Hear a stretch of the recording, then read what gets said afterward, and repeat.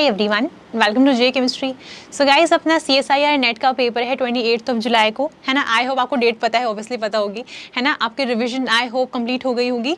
और अगर लग रहा है कि नहीं मैम अभी तो काफ़ी कुछ रिवाइज करना बचा है, हम टेस्ट नहीं दे पाए, हम ये वाला क्वेश्चन सॉल्व नहीं कर पाए, हमारा असाइनमेंट पेंडिंग रह गया, तो देखो ये हर बार की कहानी है, हर स्टूडेंट की सेम स्टोरी है। और जब मैं खुद भी जब एग्जाम के लिए पढ़ती थी उस टाइम पे मेरा भी यही हाल होता था। या आप किसी भी एजुकेटर से बात करके देखना, सबकी सेम ही सिचुएशन होती है। लास्ट टाइम लगता है कि अगर 2-3 दिन और मिल जाते तो अच्छा कर लेते, है ना। तो बस अब बात ये, जितना पढ़ चुके हो उतना काफ़ी है। बस कुछ चीज़ों का आपको ध्यान रखना है, लास्ट वाले डेज में आप कोई भी टेस्ट नहीं देंगे, है ना। वैसे कुछ जगह पे आपको रिकमेंडेशन मिल सकती है लास्ट में तो टेस्ट देके चले जाओ, बट मैं पर्सनली आपको एक्सपीरियंस से बता रही हूँ कि आपको लास्ट के 1 या 2 दिन में टेस्ट नहीं देना चाहिए। रीज़न ये है कि देखो, अगर टेस्ट में मार्क्स अच्छे आ गए फिर तो अच्छी बात है, लेकिन अगर टेस्ट में मार्क्स कम आए, गया कॉन्फिडेंस, आपको फिर डाउट होने लगा कि जब मैं इस वाले टेस्ट में परफॉर्म नहीं कर पाया हूँ तो क्या पता एग्जाम में मेरे कैसा स्कोर आने वाला है ना। फिर तो मेरी प्रिपरेशन अच्छी है ही नहीं। तो लास्ट वाले मोमेंट पे आपको ऐसा कोई काम नहीं करना है जिसकी वजह से आपका कॉन्फिडेंस डाउन हो, है ना। तो लास्ट में आप कोई टेस्ट नहीं देंगे। ऐसे ही काफ़ी सारे टिप्स हम डिस्कस करने वाले, बट उससे पहले कुछ इंपॉर्टेंट पॉइंट्स वो ये कि सबसे पहले तो आप जो आपका एडमिट कार्ड है, एडमिट कार्ड रिलीज हो चुका है ऑलरेडी। मैंने उसके रिगार्डिंग पोस्ट भी की थी जे केमिस्ट्री यूट्यूब चैनल पे। अगर आपने नहीं देखी कोई बात नहीं, जाके अपना एडमिट कार्ड डाउनलोड करिए, और डाउनलोड करने के बाद उसका प्रिंट भी आपको लेना है। अगर आपको लग रहा है कि हम फ़ोन में दिखा देंगे तो फ़ोन में नहीं दिखाना होता है, आपका उसका प्रिंट लेना है। ब्लैक एंड व्हाइट लेंगे तो भी कोई प्रॉब्लम नहीं है, कलर लेंगे तो भी कोई प्रॉब्लम नहीं है, ठीक है। आपने प्रिंट आउट निकाल लिया एक बार, उसके बाद क्या होता है, आप ध्यान से उसके ऊपर जो भी इंस्ट्रक्शंस लिखी हुई वो आप पूरा से उसको रीड करेंगे। इसके बाद जो आपका एग्जाम का टाइम है वो है 3 PM to 6 PM, that means 3 से 6 बजे तक आपका एग्जाम होने वाला है। 3 घंटे का पेपर आपको पता है होता है ना। 28 जुलाई को 3 PM to 6 PM आपका एग्जाम है। अब क्या करना है, आपको प्रिंट आउट आप ले लेंगे, उसके साथ साथ आपको एक अपनी ओरिजिनल ID लेके जानी है। चाहे आप आधार कार्ड ले जाएं, ड्राइविंग लाइसेंस ले जा सकते हैं, पासपोर्ट ले जा सकते हैं, कुछ भी, कोई भी आपको एक ओरिजिनल ID अपनी लेके जानी है, ठीक है। वो भी ओरिजिनल फॉर्मेट में, ये नहीं कि फ़ोन में दिखाना है, फ़ोन में कुछ नहीं दिखाना है, फोटो कॉपी भी नहीं चलेगी, ओरिजिनल ID आपको लेके जानी है। इसके अलावा जो भी इंस्ट्रक्शंस आप अच्छे से रीड करेंगे, इसके अलावा जो आपने फोटो वहाँ पे पेस्ट करी होगी, जब फॉर्म फिल किया था वहाँ पे आपने फोटो अपलोड करी होगी ना, सेम फोटो आपको हार्ड कॉपी की फॉर्म में लेके जानी है सेंटर पे। इसके अलावा बाकी सारे इंस्ट्रक्शंस आप रीड कर लेंगे, है ना। अब हम बात करते हैं, जैसे मैंने पहले बोला कि लास्ट के 1 या 2 दिन में आपको कोई भी टेस्ट नहीं देना होता है। जितना पोर्शन आपने कवर किया है उसको रिवाइज करने का ट्राई करिए, ठीक है। आई होप अब तक आपकी रिवीजन मैक्सिमम कंप्लीट हो गई होगी। और लास्ट में कोशिश करो कुछ भी नया तो पढ़ना ही नहीं है, और कोई भी नया क्वेश्चन भी अटेम्प्ट करने का ट्राई नहीं करना है। अगर कोई स्टूडेंट, मतलब कोई आपका फ्रेंड जो आपको क्वेश्चन भेज रहा है, आपके साथ वो पढ़ाई कर रहा था, आपका डिस्कशन चलता रहता है, तो मैं कहूँगी लास्ट के 1-2 दिन के लिए ना डिस्कशन अपना बंद कर दो। अब सिर्फ फोकस करो, जितना पढ़ा था उसको सिर्फ रिवाइज करके जाना है। डिस्कशन में क्या होता है, मान लो आपके फ्रेंड ने आपको इररिलेवेंट क्वेश्चन सेंड किया, कहाँ से, किसी फेसबुक ग्रुप पे दिख गया या टेलीग्राम ग्रुप पे दिखा, किसी ने व्हाट्सएप पे भेज दिया, है ना। अब उस क्वेश्चन की रेलेवेंस किसी को नहीं पता, किसने क्या सोच के वो क्वेश्चन फ्रेम किया है, किसी को कुछ आइडिया नहीं है। तो हो सकता है आपका वैसे प्रिपरेशन एकदम सही आपकी चल रही हो, लेकिन जब आप क्वेश्चन देखो, मान लो आप सॉल्व नहीं कर पाए, मान लो ग्रुप थ्योरी का क्वेश्चन है, आपने ग्रुप थ्योरी अच्छे से पढ़ा हुआ है, लेकिन कुछ ऐसा क्वेश्चन फ्रेम किया गया है जो आपको आता है, आपने सॉल्व भी कर लिया, लेकिन बाय चांस उसके ऑप्शन ही गलत बने हुए हैं, है ना। आप सोचो कि कैसे होगा, ऑप्शन से मैच क्यों नहीं कर रहा है। तो ऐसे पंगे आपने लेने ही नहीं है। लास्ट के डेज में, लास्ट के 1-2 दिन में आपको कोई नया क्वेश्चन डिस्कस करना ही नहीं है, जितना पढ़ चुके उतना सफिशिएंट है। क्योंकि देखो, अगर मान लो आपने चैप्टर अच्छे से किया हुआ है, उसका क्वेश्चन आप सॉल्व नहीं कर पाए किसी रीजन से, तो सबसे पहले ना कॉन्फिडेंस डाउन होता है कि लास्ट मोमेंट में क्वेश्चन सॉल्व अगर नहीं हो तो एग्जाम में कैसे होंगे। एग्जाम में इरेलेवेंट क्वेश्चंस नहीं आते, एग्जाम में अच्छे क्वेश्चंस आएंगे, और एग्जाम में बहुत सारी चॉइस आएगी, है ना। तो लास्ट मोमेंट पे आपको कुछ भी ऐसे नए ना स्टंट करने ही नहीं, मैं हमेशा बोलती हूँ, नए स्टंट आपको करने ही नहीं है, सिर्फ जितना पढ़ चुके उसको रिवाइज कर लो, है ना। अब देखो, बहुत सारे बच्चों को लग रहा होगा कि मैम बहुत पेपर टफ आता है या ईजी आएगा। मैं तो ये बोलूँगी पेपर टफ आए या इजी आए, कुछ भी आए, कट ऑफ आपकी हमेशा ऊपर ही आने वाली है। लास्ट के 2-3 टाइम देखोगे ना आप, हमेशा कट ऑफ जो है वो 115 प्लस जा रही है जनरल कैटेगरी JRF के लिए। तो मेन पॉइंट क्या है कि आपके मार्क्स इतने आने चाहिए। अगर आपको लग रहा है पेपर इजी आए तो अच्छा है, पेपर इजी आएगा, हर कोई बच्चा अच्छा अटेम्प्ट करेगा, हर किसी के मार्क्स ज़्यादा आएंगे, कट ऑफ इससे भी ऊपर जाएगी, ठीक है। तो मेन पॉइंट क्या है, मैं तो हमेशा ये प्रे करके जाती थी पेपर टफ आए। पेपर टफ में क्या होता है, पेपर टफ आएगा, सिर्फ वही बच्चे अटेम्प्ट कर पाएंगे जो अच्छे से पढ़ के गए हैं। तो उससे क्या होगा, ऑलरेडी कट ऑफ कम हो जाएगी, और साथ में मार्क्स भी, मतलब कम मार्क्स पे भी ज़्यादा अच्छी रैंक आपको देने को मिलेगी, है ना। तो पेपर वैसे इजी आए टफ आए कुछ फर्क नहीं पड़ता है, आपको बस ये सोच के जाना है कि मुझे मैक्सिमम अटेम्प्ट करके आना है, जितना मुझे आता होगा मुझे वो अटेम्प्ट करना है। तो टाइम मैनेजमेंट में कोई पंगे नहीं करने, वहाँ पे स्ट्रेटेजिकली आपको सारे क्वेश्चन देखने हैं, सॉल्व करने हैं, ठीक है। अब ऐसे वाले स्टूडेंट जो सोच रहे हैं कि सिलेबस अच्छे से नहीं किया हुआ है ना, और कॉन्फिडेंस में नहीं आ रहा है, कैसे क्वालिफाई कर पाएंगे। एक चीज मेरी सुनना ध्यान से बहुत, देखो जैसे आपको पता है आपका 200 मार्क्स का पेपर होगा, ठीक है, 200 मार्क्स का आपका पेपर आने वाला है। और जैसे मैंने बताया जनरल कैटेगरी में JRF की कट ऑफ 115 के ऊपर ही आ रही है हर बार, 2-3 टाइम से एटलीस्ट 115 से ऊपर ही जा रही है। इस बार कैसा है कि नहीं पता, है ना, बट यहाँ पर देखो 200 मार्क्स का पेपर है ना। अब बात क्या होती है, बहुत सारे स्टूडेंट्स अच्छा पढ़ के जाते हैं, बहुत पढ़ने वाले बच्चे होते हैं, मतलब उनको आता है, बट वो अटेम्प्ट बहुत कम करते हैं। मुझे एक बात बताओ, अगर आप सिर्फ 125 मार्क्स का अटेम्प्ट करके आते हो, है ना, और मैंने अभी बोला कि कट ऑफ जो है जनरल कैटेगरी में JRF में 115 से ऊपर जा रही है, और आप सोचो कि आपने 125 मार्क्स का अटेम्प्ट किया है और आपको लग रहा है कि आपके 120 मार्क्स आ जाएंगे, 122 मार्क्स आ जाएंगे, 117 मार्क्स आ जाएंगे, ऐसा कुछ नहीं होने वाला है। चाहे कोई टीचर एग्जाम देने जाए, चाहे कोई स्टूडेंट जिसने बहुत प्रिपरेशन कर रखी है, अगर वो एग्जाम देने जाएगा, ऐसा हो ही नहीं सकता कि नेगेटिव मार्किंग ना हो। नेगेटिव मार्किंग होगी ही होगी, कम से कम 10-15 नंबर जाएंगे नेगेटिव मार्किंग होने के बाद।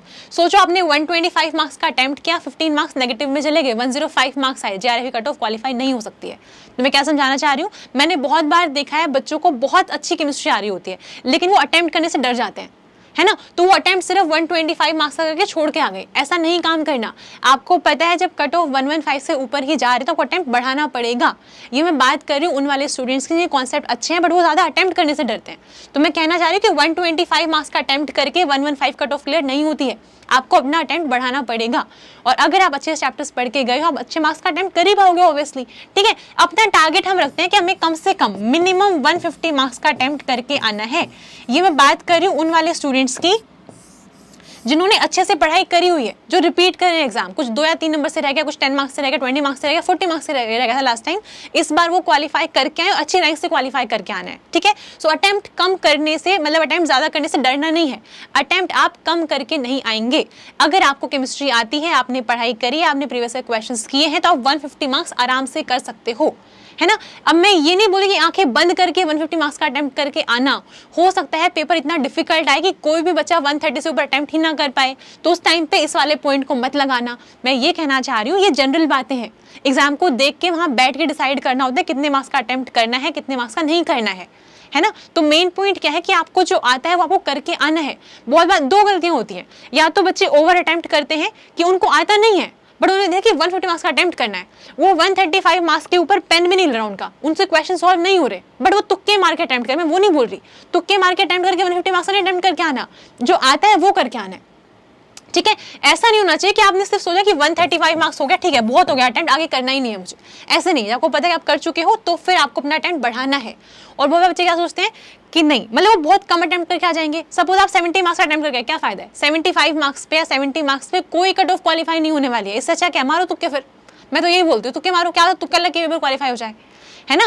तो देखो बहुत कम अटेम्प्ट करके फायदा नहीं है।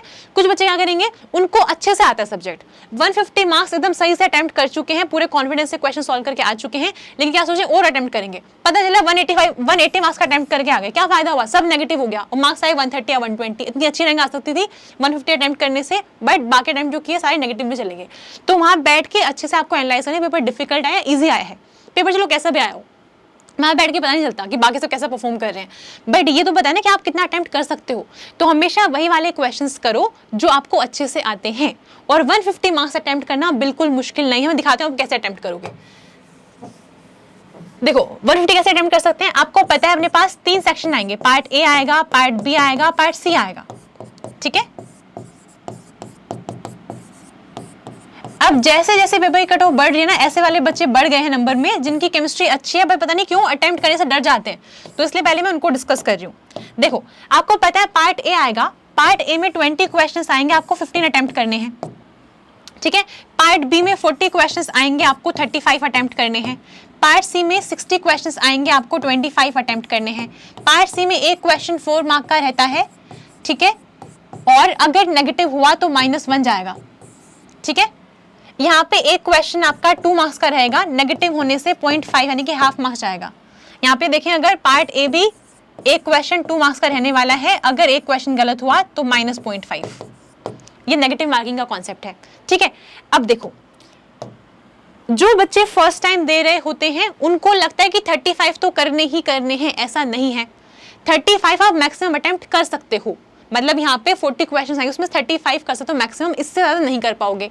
जैसे मान लो हम 35 सॉल्व कर लिए, 36 आप मार्क करने जाओगे कंप्यूटर के ऊपर, वो आपको एक मैसेज दिखाएगा कि आप ऑलरेडी 35 क्वेश्चन अटेम्प्ट कर चुके हो पार्ट बी में। अगर आप इससे मतलब नेक्स्ट क्वेश्चन को अटेम्प्ट करना चाहते हो तो पहले किसी क्वेश्चन को अनमार्क करके आओ, फिर आपके क्वेश्चन 34 हो जाएंगे, फिर ये वाला मार्क करना, मतलब मैक्सिमम आप 35 क्वेश्चन ही कर सकते हो। यहाँ पर मैक्सिमम आप 25 ही कर सकते हो। 26 जैसे ही मार्क करना शुरू करोगे, 26 नंबर मतलब ऐसे नहीं कि 1 2 3 4 5 नहीं, मतलब 60 में से कोई भी 25 कर सकते हो। 25 से ज़्यादा अटेम्प्ट नहीं कर पाओगे। जैसे अटेम्प्ट करने का ट्राई करोगे, स्क्रीन में मैसेज आएगा आपके ऑलरेडी 25 क्वेश्चन हो चुके हैं, किसी एक या दो क्वेश्चन को अनमार्क करके आओ, फिर एक या दो क्वेश्चन कर सकते हो। ठीक है, तो मतलब 25 से ज़्यादा नहीं कर पाओगे। सेम यहाँ पर भी 15 से ज़्यादा नहीं कर पाओगे। लेकिन फिर ऐसा भी कोई रूल नहीं है कि 25 करके ही आने हैं या 35 करके ही आने, ऐसा कुछ नहीं है। चाहे 5 क्वेश्चन करके आ जाओ, चाहे पूरा पेपर खाली छोड़ के, मैं छोड़ के आती हूँ हमेशा खाली पूरा पेपर, कुछ नहीं होता। ठीक है, तो ये मैक्सिमम क्वेश्चन जो आप कर सकते हो, कितने करोगे वो डिपेंड करता है आप कितना करना चाहते हो। ठीक है, अब आते हैं यहाँ पर, मैंने कहा अपना टारगेट है 150 मार्क्स का अटेम्प्ट करेंगे। ये मैं उन स्टूडेंट्स की बात करूँ जो अच्छे से पढ़ के गए हैं, जो अच्छे से पढ़ के गए वो आराम से कर सकते हैं। इनफैक्ट अगर आपकी प्रिपरेशन एवरेज भी है ना, ट्रस्ट मी, आप फिर भी 150 मार्क्स का अटेम्प्ट कर पाओगे। कैसे? देखो यहाँ पे 25 क्वेश्चंस हैं। अगर आपने ये 25 क्वेश्चंस कर लिए, एक क्वेश्चन 4 मार्क्स का है, ये हो गए 100 मार्क्स, ये हो गए 100 मार्क्स। ठीक है, 25 क्वेश्चन आराम से हो जाते हैं। पार्ट सी जनरली इजी रहता है। 60 में से 25 क्वेश्चन करना मुश्किल नहीं है। आपके सिलेबस में टोटल 36 चैप्टर्स हैं। अगर आपने 25 चैप्टर्स भी आप करके जा रहे हो, तो अगर हर चैप्टर से एक एक क्वेश्चन भी कर लिया तो हो गए 25 क्वेश्चंस, है ना। 25 किए हैं अगर, तो एक चैप्टर से एक एक क्वेश्चन भी हर चैप्टर से, तो भी हो जाएंगे 25। 20 चैप्टर करके जा रहे हो, मान लो 20 चैप्टर्स किए हैं, ऐसा नहीं कि एक चैप्टर से एक ही क्वेश्चन आएगा। यहाँ पर टोटल 60 क्वेश्चन है। 60 में से 20 क्वेश्चन आपके इनऑर्गेनिक केमिस्ट्री के, 20 क्वेश्चन आपके ऑर्गेनिक के, 20 आपके फिजिकल के। जनरली ऐसे ही रहता है, कभी कभी +-1 हो गया तो हो गया, वरना जनरली ये जनरल रहता है, ऐसे रहेगा। ठीक है, तो मान लो कोई मुश्किल नहीं, अगर आप पढ़ के जा रहे हो, तीनों से 8 क्वेश्चंस कर लो। मान लो फिजिकल आपकी फेवरेट है, वहां से 9 क्वेश्चंस कर लिए, 8 यहाँ से 8 यहाँ से, हो गया काम, हो गए 25, है ना। और ऐसा भी नहीं कि एक चैप्टर से एक ही क्वेश्चन आएगा। कोऑर्डिनेशन केमिस्ट्री फॉर एग्जांपल, कम से कम 3 से 4 क्वेश्चन मिलेंगे देखने को, है ना। आपने 3 कर लिए, 2 कर लिए, वहां से भी काम हो जाएगा। तो यहाँ से 25 क्वेश्चन करना डिफिकल्ट ही नहीं है। अगर आपने 15 to 17 चैप्टर्स भी किए हैं ना, तो कुछ कुछ चैप्टर से 2-3 क्वेश्चन भी देखने को मिलेंगे, तो भी आप 25 कर लोगे आराम से। तो ट्राई करना है, ठीक है, लेकिन तुक्का नहीं मारना, ट्राई करना है कि मैक्सिमम क्वेश्चन निकाल पाओ। कैसे निकालोगे, सॉल्व करने का स्ट्रेटजी क्या रहेगी, मैं बताऊंगी आगे। पहले भी देखते हैं कि 150 का अटेम्प्ट कैसे करेंगे। ठीक है, इसके बाद यहाँ पर आते हैं, ज्यादा करने की नीड ही नहीं है। 35 करना है, 25 कर लोगे। यहाँ से 25 अगर कर लिए, 25 × 2 कितना होता है, 50, हो गया 150 का अटेम्प्ट। इसी की बात में कर रही थी। यहाँ से आपका 25 क्वेश्चन यहाँ से करने हैं, 25 यहाँ से करने हैं, और आपका 150 मार्क्स का अटेम्प्ट हो चुका है। पार्ट ए मैंने हाथ भी नहीं लगाया, सिर्फ केमिस्ट्री की बात कर रहे हैं। तो यहाँ पे 40 में से 25 कर लोगे अगर, तो काम खत्म। तो मतलब अगर आप टोटल 50 क्वेश्चन भी करके आ रहे हो 3 घंटे के अंदर, तो भी आपका 150 का अटेम्प्ट हो चुका है। पंगे लेने वाली बात ही नहीं है, अब ज्यादा क्वेश्चन छेड़ने ही नहीं है, नेगेटिव मार्किंग करवानी ही नहीं है ना। हो सकता है कि मान लो आपने कम चैप्टर प्रिपेयर किए हुए हैं, ठीक है, यहाँ से आप सिर्फ 20 क्वेश्चन कर पाए। ठीक है, सपोज यहाँ से आप सिर्फ 20 क्वेश्चन ही कर पाए, कोई बात नहीं। 20 × 4 कितना होता है, 80 हो गया, है ना। अब एक काम करो, मान लो यहाँ से 25 कर पाए, यहाँ से कर लोगे। 35 40 है, 40 से 25 निकाल लोगे आराम से। 50 यहाँ से हो गए, 20 मार्क्स चाहिए, है ना। अभी ये 80 + 50 130 20 मार्क्स चाहिए। यहाँ से पार्ट ए बहुत सारे बच्चे देखकर नहीं आते हैं, बट हमेशा 5 to 7 क्वेश्चंस इसमें ऐसे होते हैं जो बहुत इजी होते हैं, जिसमें कोई मैथ्स का फॉर्मूला नहीं लग रहा होता है, जिसमें कोई फॉर्मूला है ही नहीं, जिसमें, ठीक है, जिसमें सिर्फ कॉमन सेंस है। आपको क्वेश्चन को ध्यान से पढ़ना है, सिंपल आराम से सॉल्व करना है। ठीक है, इतने क्वेश्चंस हमेशा निकलते हैं। जिस बच्चे का मैथ्स बहुत वीक है वो आराम से कर लेगा। मैथ्स से डरने वाले बच्चे एप्टीट्यूड से ना डरे, ये मैथ्स नहीं है, एप्टीट्यूड है। यहाँ पे कुछ क्वेश्चन जनरल इंग्लिश का एक आधा क्वेश्चन मिल जाए तो मिल जाए, वरना सिंपल जनरल लैंग्वेज होती है। डायरेक्शन पूछ लेंगे, है ना, कुछ और आगे पीछे कर आगे पूछेंगे, बहुत सिंपल आता है। 5 to 7 क्वेश्चन आप आराम से कर पाओगे। तो यहाँ से अगर 5 भी कर लिए तो लो 10 मार्क्स तो आ गए। कितना, 140 का तो यहाँ पे अटेम्प्ट हो गया। तो अगर आपने एवरेज पढ़ाई करी हुई है, पार्ट सी में 20 क्वेश्चन भी कर लिए, यहाँ से 25 कर लिए, यहाँ से 5 क्वेश्चन भी कर लिए, अगर ये भी पॉसिबल है, 20 क्वेश्चन आराम से निकाल लोगे। अगर 10 चैप्टर भी करके जा रहे हो, 20 क्वेश्चन निकालना मुश्किल नहीं है, निकाल लोगे, है ना। और यहाँ से 5 क्वेश्चन निकलेंगे ही निकलेंगे, यहाँ से इतने निकाल लो। तो 140 का भी अटेम्प्ट करना मुश्किल नहीं है। समझ रहे हो मेरी बात? तो सिर्फ ये देख के लगता है कि 200 में से 150 का अटेम्प्ट करेंगे कैसे? अगर थोड़ा सा पेशेंस रखोगे, है ना, खुद को काम डाउन करके बैठोगे वहां पे, अब आराम से कर पाओगे। तो मैं कह रही हूँ 150 मार्क्स का अटेम्प्ट करना डरने वाली बात नहीं है, पॉसिबल है। ठीक है, तो ये वाली बात तो थी कि मैं ऐसे स्टूडेंट्स की बात करूँ जो अटेम्प्ट करने से डरते हैं, जिनको सब्जेक्ट आता है, उन्होंने अच्छे से पढ़ाई करी हुई है, एक अटेम्प्ट 2 अटेम्प्ट दे चुके पहले, फिर भी ज्यादा अटेम्प्ट नहीं करके आ रहे, वो यही गलती कर रहे हैं। आपको अटेम्प्ट करना है। अगर 115 प्लस कट ऑफ आ रही है, 120 मार्क्स पे JRF क्वालिफाई नहीं होता, 120 का अटेम्प्ट करने से क्वालिफाई नहीं होगा। आपको कम से कम 150 मार्क्स का अटेम्प्ट करना पड़ेगा ताकि नेगेटिव हो के भी 120 से ऊपर ही रहे मार्क्स। बात समझ आ रही है? ठीक है, अब बात करते हैं ऐसे वाले स्टूडेंट्स की जो ये वाली वीडियो देखकर माइंड में उठा ले कि 150 का अटेम्प्ट करके आना है। पेपर मान लो बहुत टफ आ गया, हद टफ आ गया पेपर, ठीक है, इतना टफ आया है कि कोई भी बच्चा, अच्छे से अच्छा पढ़ने वाला बच्चा भी 20 से ऊपर नहीं कर पा रहा। ठीक है, तो 20 पे अटक गई बात, 20 × 4 हो गया 80। ठीक है, और यहाँ पे पेपर बहुत टफ, मान लो पार्ट बी भी टफ आ गया। वैसे ऐसा होता नहीं है, या तो पार्ट सी टफ आता है, पार्ट बी टफ आता है। मान लो पार्ट सी टफ आ गया, मान लो ये भी टफ आ गया। ठीक है, वर्स्ट केस लेके चलते हैं, 20 क्वेश्चन से ऊपर नहीं बढ़ पा रहे हो, 20 × 2 कितना हो गया 40। ठीक है, ये हो गया 120 मार्क्स का अटेम्प्ट। अगर ये इतना टफ आया है तो एप्टीट्यूड हमेशा इजी आएगा, फैक्ट है ये। जब केमिस्ट्री बहुत टफ आती है, एप्टीट्यूड इजी आता है। ठीक है, तो यहाँ से होता है 5 की जगह पे आप 7 क्वेश्चन करके आ जाओ, इनटू 2 हो गया कितना 14। ठीक है, तो ये 120 + 14 कितना हो गया 134। मान लो आप सिर्फ 134 मार्क्स का अटेम्प्ट कर पा रहे हो, इसके बाद पूरी कोशिश करने के बाद भी आपका पेन नहीं चल रहा। ठीक है, पेन न चलने का मतलब है कि कोई भी क्वेश्चन लगना कि पढ़ के आए, पढ़े हुए कॉन्सेप्ट से है। अगर ऐसा है तो फिर 1-2 क्वेश्चन ढूंढो जिसमें आपको गेस करना है। गेस कैसे करोगे? देखो, सपोज कोई क्वेश्चन है, ठीक है, उसके 4 ऑप्शन है ABCD। आप ये श्योर हो कि ऑप्शन बी इसका आंसर 100% नहीं है, ऑप्शन डी भी इसका आंसर 100% नहीं है, ऑप्शन ए या सी में से ही कोई ना कोई आंसर होने वाला है। अब ना इंट्यूशन पे नहीं जाना। अगर आप ऐसा समझना, मैं आपसे पूछूं ऐसे ऑप्शन ए क्यों मार्क कर रहे हो, तो ये नहीं कि मुझे लग रहा है कि होगा, लगना कुछ नहीं होता, कुछ नहीं लगता, गलत ही आएगा। ठीक है, उसके पीछे कोई ना कोई रीजन होना चाहिए कि मैम मैंने ये वाला कॉन्सेप्ट सीखा था, उससे रिलेटेड क्वेश्चन लग रहा है तो इसलिए मैं ऑप्शन ए मार्क कर रहा हूँ। या फिर ऐसा सिमिलर क्वेश्चन मैंने टेस्ट सीरीज में देखा था, वहां पे सेम अप्रोच से क्वेश्चन सॉल्व करने के बाद ऑप्शन ए आया था, तो मतलब ऐसा आंसर आया था, तो मैं सेम अप्रोच से फॉलो कर रहा हूँ, तो मेरा ए आ रहा है इसलिए मैंने मार्क किया है। ठीक है, तो मतलब कोई ना कोई रीजन पीछे होना चाहिए। ये नहीं कि इंट्यूशन आई थी कि मैम ये वाला होना चाहिए, मुझे लग रहा था ये वाला होगा, लगना वाला कुछ नहीं है। पीछे कोई ना कोई कॉन्सेप्ट, कोई ना कोई फॉर्मूला, कुछ ना कुछ माइंड में होना चाहिए जो आप बोलो कि इस वाले कॉन्सेप्ट को लगा के मैंने ऑप्शन ए मार्क किया है। बात ठीक है, इस तरह क्वेश्चन आप फिर 2-3 ट्राई कर सकते हो। 2-3 क्वेश्चन में अगर तुक्के मार के आगे कोई बड़ी बात नहीं थी तो मारनी भी चाहिए। ठीक है, सिर्फ उनमें मारना जहाँ पे 2 क्वेश्चन, मतलब 2 ऑप्शन से पक्का शुरू कि तो नहीं होंगे, तो फिर 50% चांसेस हो जाएंगे क्वेश्चन ठीक होने के। ठीक है, अगर मान लो कुछ बच्चे क्या करते हैं, ABCD उनको पता है कि ये नहीं होगा, इन दोनों में से कुछ भी हो सकता है। अब यहाँ पे चांसेस बहुत कम हो गए, 33% प्रोबेबिलिटी ठीक होने की, जो कि बहुत कम है। तो सिर्फ उन्हीं क्वेश्चन पे तुक्का मार के आना है, जहाँ वो भी 2 से 3 क्वेश्चन पे, सिर्फ सारे में मत मार के आना। ठीक है, वो भी तब जब आपको लगे कि 2-3 क्वेश्चन तब कर सकते हो, जब आपको लगे 2 में से कोई एक होना ही होना है, वहां पे करके आना। ठीक है, तो ये वाला केस कब है? जब मान लो 134 मार्क्स का अटेम्प्ट हुआ है, 2-3 क्वेश्चन पे थोड़ा सा, इतना तो लेना भी चाहिए। ठीक है, थोड़ा सा तो काम करना चाहिए, तुक्का मारना चाहिए हल्का फुल्का। तो मान लो 2-3 में मार के आगे, अटेम्प्ट वैसे ही बढ़ जाएगा। बात समझ आ रही है? तो आपको ये वाले पॉइंट्स माइंड में रखने हैं। अब बात आती है पेपर अटेम्प्ट कैसे करेंगे। तो देखो, आपने देखा पार्ट सी 100 मार्क्स का है, पार्ट बी आपका 70 मार्क्स का है, पार्ट ए 30 मार्क्स का है। तो जितनी ज्यादा वेटेज है इस पार्ट की, उसको उतना ही ज्यादा भाव देंगे हम एग्जाम में। ठीक है, पार्ट सी क्योंकि वहां पे 100 मार्क्स लाए कर रहे हैं, सो मेरे अकॉर्डिंग तो सबसे पहले पार्ट सी ही करना चाहिए। ठीक है, उसके बाद पार्ट बी करना चाहिए, वहां पे 70 मार्क्स हैं अपने, है ना, और लास्ट में करना चाहिए पार्ट ए, वो एप्टीट्यूड वाला पार्ट है, वहां पे 30 मार्क्स हैं। ठीक है, अब क्या होता है, देखो 2 टाइप के स्टूडेंट्स हैं। एक तो वो मैक्सिमम स्टूडेंट ये वाले हैं जिनकी केमिस्ट्री बहुत ज्यादा अच्छी है और वो एप्टीट्यूड बढ़ के नहीं जा रहे, तो फिर तो यहाँ पे पंगे लेने ही नहीं है, फिर तो हम पहले पार्ट सी करेंगे, पार्ट बी करेंगे। ठीक है, लेकिन कुछ स्टूडेंट्स मुझे पता है ऐसे भी होते हैं जिन्होंने पहले किसी बैंक वाले एग्जाम की या फिर SSC कोचिंग फॉर एग्जाम्पल कर रखी है, तो उनका मैथ्स वाला पोर्शन बहुत स्ट्रॉन्ग है, वो एप्टीट्यूड के 15 क्वेश्चन आराम से कर लेते हैं। तो जब आपको ये पता है कि आप केमिस्ट्री से ज्यादा कंफर्टेबल एप्टीट्यूड वाले पार्ट में हो, तो फिर आपको डेफिनेटली पार्ट ए से स्टार्ट करना चाहिए। मतलब मेन पॉइंट ये कि स्टार्टिंग में वो वाला पार्ट करो जहां से आप ज्यादा अच्छा परफॉर्म कर पाओ, जिसमें अगर आपको लग रहा है एप्टीट्यूड बहुत स्ट्रॉन्ग है तो पार्ट ए पहले कर लो, बाद में आना केमिस्ट्री पे, पहले पार्ट सी करना फिर पार्ट बी करना। अगर आपको पता है एप्टीट्यूड पढ़ के आई नहीं है ना, मैम ने बोला था 5-7 करके आने, लास्ट में देखेंगे करके जरूर जाएंगे, है ना।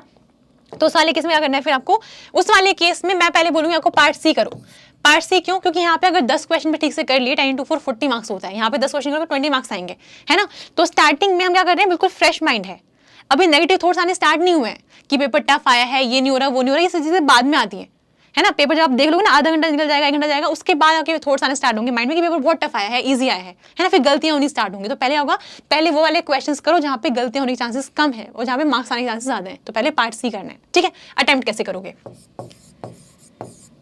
अगर पार्ट सी की हम बात कर रहे हैं 60 क्वेश्चंस आएंगे, ठीक है। पार्ट सी में 60 क्वेश्चंस आएंगे, आपको मैक्सिमम 25 करने होंगे, 35 इन एनी केस आप लीव करके आओगे।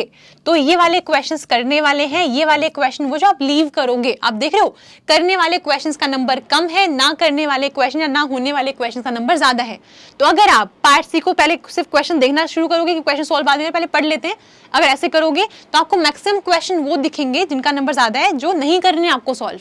तो टेंशन इन वाले क्वेश्चंस की लेनी ही नहीं है।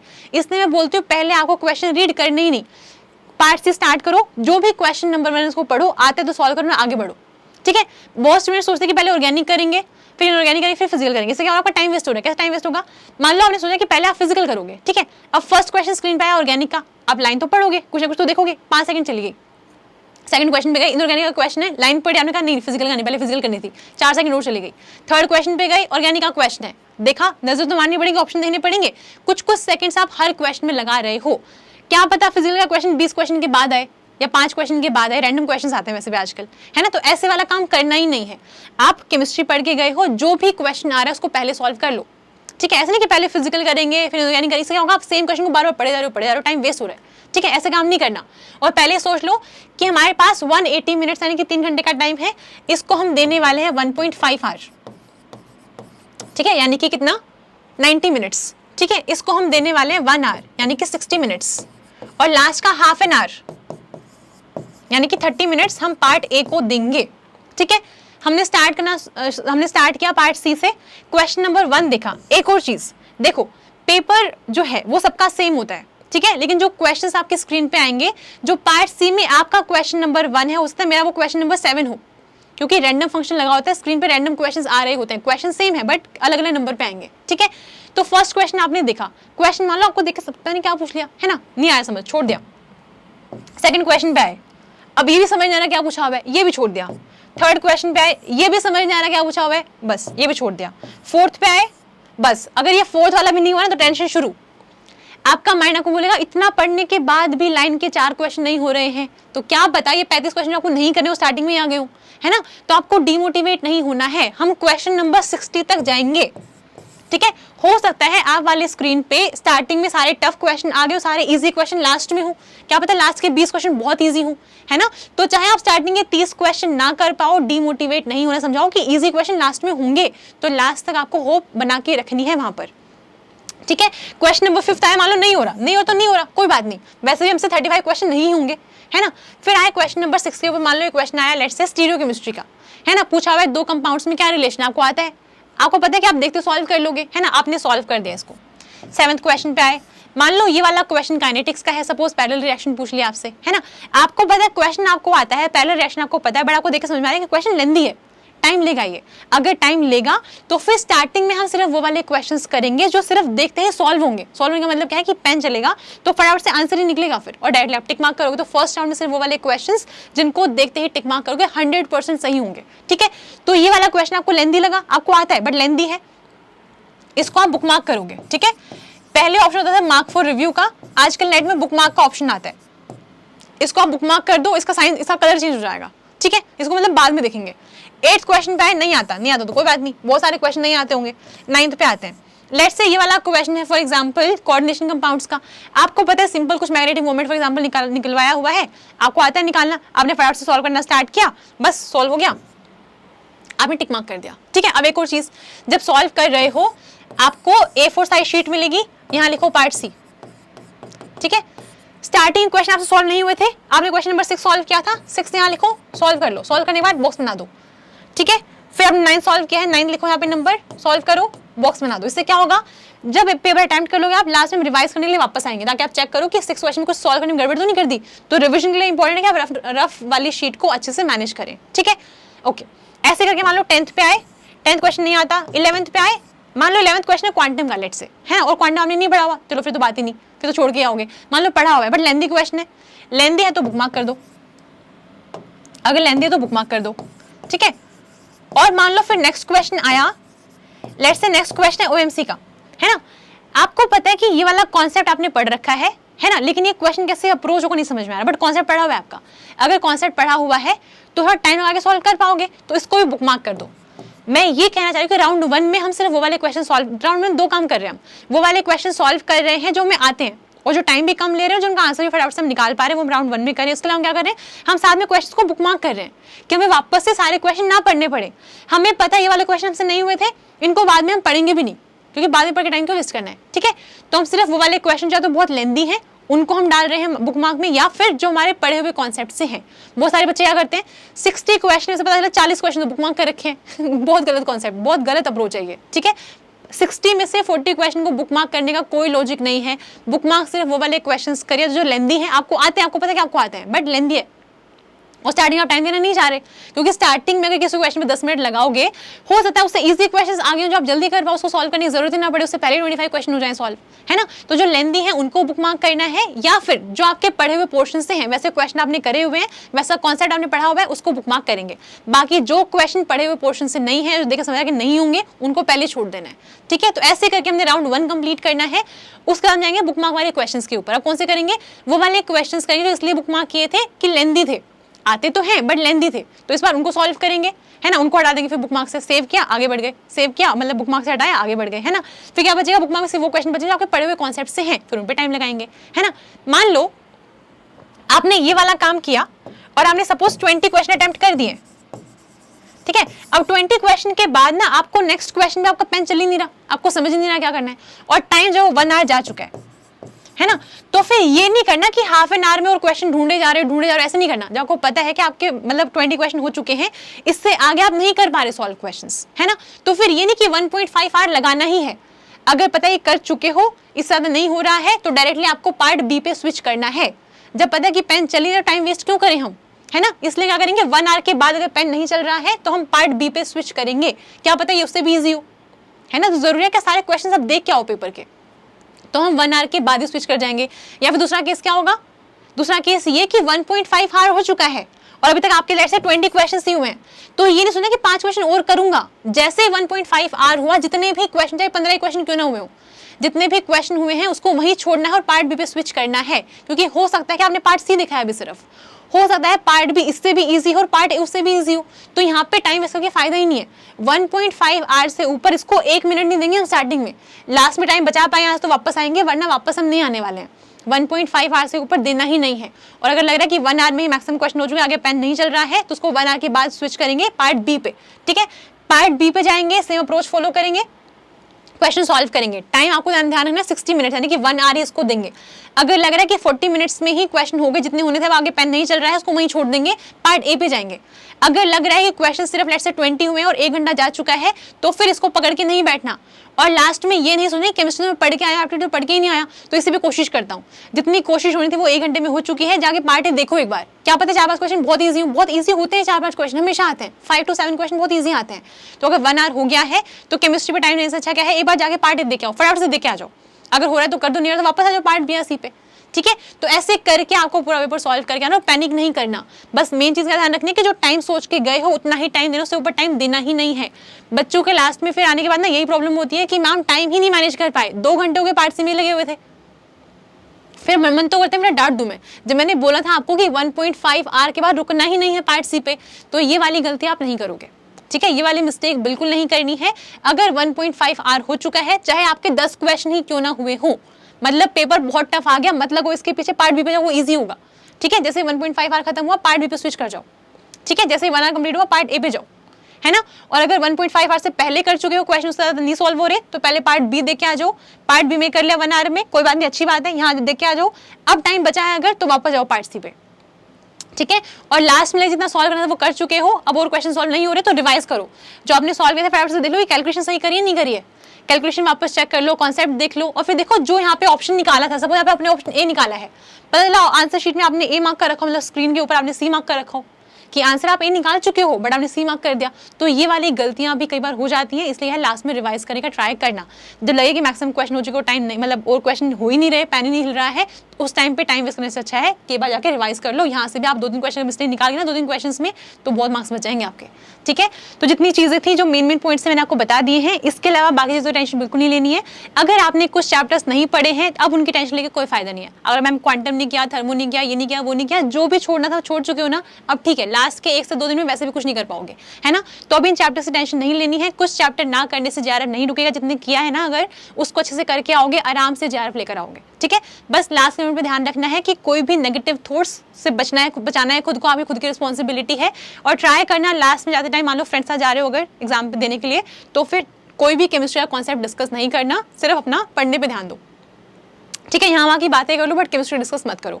अब बहुत बार रिकमेंड किया जाता है कि आपको एग्जाम से 1 घंटे पहले पढ़ाई छोड़ देनी चाहिए, रिवाइज भी नहीं करना है, माइंड फ्रेश कर लो, ये वो सारी चीज़ें ठीक है, जिसके लिए वर्क करता है उसके लिए वर्क कर रहा है। बट कुछ बच्चों के लिए यही वर्क करता है कि वो लास्ट मोमेंट तक पढ़ते। से फॉर एग्जाम्पल मैं खुद बता रही हूँ, मैं एग्जाम के जाने से 5 मिनट पहले तक पढ़ती थी। मुझे लगता था रिवाइज कर लेती हूँ, तो जिससे अच्छा लगे ना वो करो। अगर आपको लग रहा है कि लास्ट में रिवाइज करके अच्छा लग रहा है तो वैसे कर लो, लग रहा है कि नहीं लास्ट में बेवजह प्रेशर आ रहा है, कुछ फायदा तो हो नहीं रहा, छोड़ दो साले की इसमें। ठीक है, तो बस इन चीज़ों का ध्यान रखना है। लास्ट में कोई भी नई चीज़ पढ़ने का ट्राई नहीं करना है, नए क्वेश्चन ट्राई नहीं करने हैं। जितना पढ़ लिया सिर्फ वो रिवाइज करो, उसके अलावा कुछ नहीं करना है। ठीक है, जितना आपने करा है वो बहुत है, उसी से आपको मैक्सिमम स्कोर करके आना है। आई होप आपका एग्जाम बहुत अच्छा जाए। All the very best.